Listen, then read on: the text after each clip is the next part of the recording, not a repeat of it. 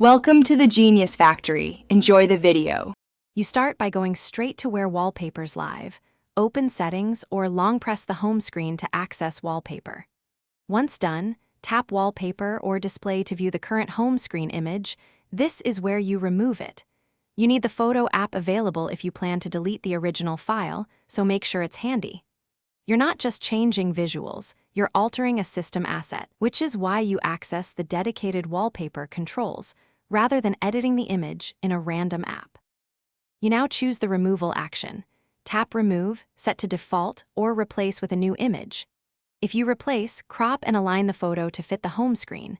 Preview both home and lock screens so icons won't hide important parts. Once the composition looks right, confirm by tapping Save, Apply, or Set. Different models use different labels. You do this because wallpapers are stored as a system setting. Confirming writes the change to the device configuration and updates the display immediately. Finish by checking the home screen to confirm the image is gone or replaced.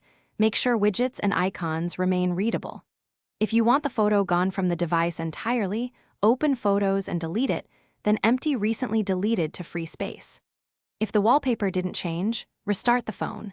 If that fails, go back to Settings and clear wallpaper cache or check for OS updates. These steps resolve most persistence issues. They address temporary system caching or permission glitches that block changes. Thanks for watching. If you found this helpful, don't forget to like and subscribe.